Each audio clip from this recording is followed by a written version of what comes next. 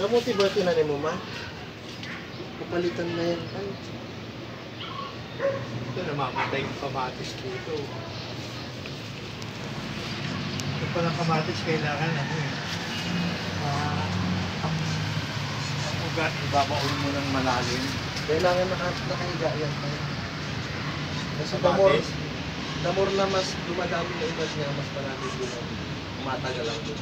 Pero pag pinatay mo siyang ganyan, Hanggang ganun, tinatakban daw ng lupa yung pinakano para magbugat din. yung katawan niya. Oo.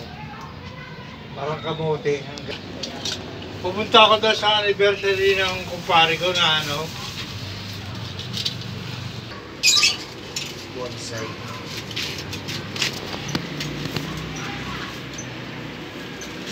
Bonsai. Wala nang lupa yun eh, oh. Ilan mo na?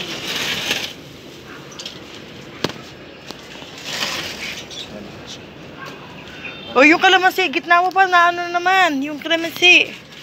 Kailangan niya walang katabi.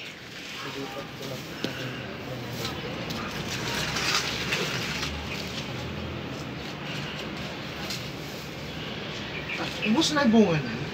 Na, syempre nagkakaano eh, syempre ginagamit ko. Ginagamit mo. Magbubulaklak ulit kaya ibang ano pa yun. Pag namumulaklak, huwag mo nang ililipat. Hindi ko man nililipat yan eh, ito yung Hindi mo usad-usad niya. pinagalawin pag namumulaklak. Ito nga may bulaklak na ulit oh. Tatampo yan. Huwag mo hawakan ng bulaklak nila. Hindi na hawak ang bulaklak yan. Tatampo. Bulaklak pa.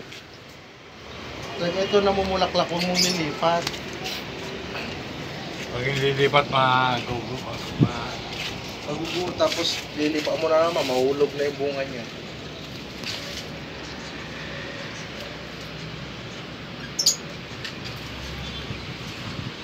Ayun pala pwedeng